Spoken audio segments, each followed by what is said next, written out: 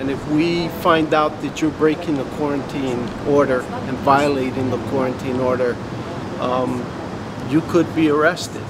And if you're arrested, you'll go to jail and we'll charge you and we'll set bail. And bail is set at $2,000.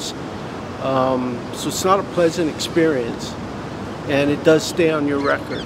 Aloha, I'm Governor David Ige, and welcome to Community Connection on Facebook Live. I would like to note, more than 20 states have ordered mandatory quarantine, but Hawaii is the only state that I'm aware of, and I do talk frequently with governors from across the country.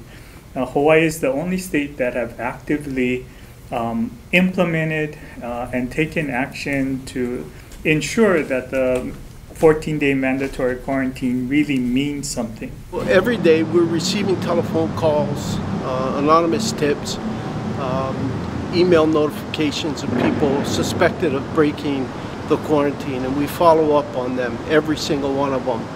Those that we substantiate, we go after.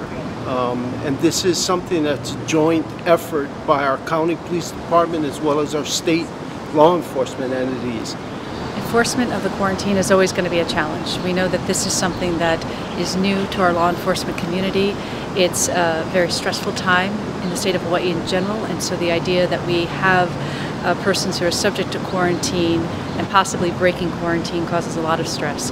But what I do want to reassure people is that we are aware of the need to enforce, and we have set up systems to enforce, not just at the airports, so that when people come through they are appropriately screened, they sign orders so that they are made aware of the fact that they are subject to these orders, and that it's for the safety of our community.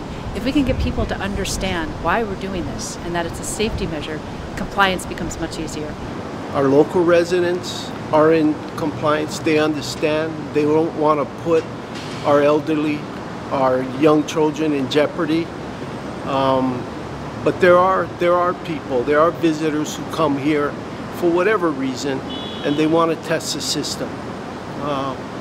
And for selfish reasons, I guess selfish reasons, don't want to consider the impact that their actions can have on the vulnerable people of our community. And those are the things that motivate me and some of the agents that I work with, is protecting our community, keeping our elderly safe, keeping our children safe. Because none of us can see this virus. We don't know who carries it and who doesn't. And so it's incumbent upon all of us, if we leave the state and come back to the state, that we've got to follow the quarantine order. It's the only way we're going to keep our homes safe.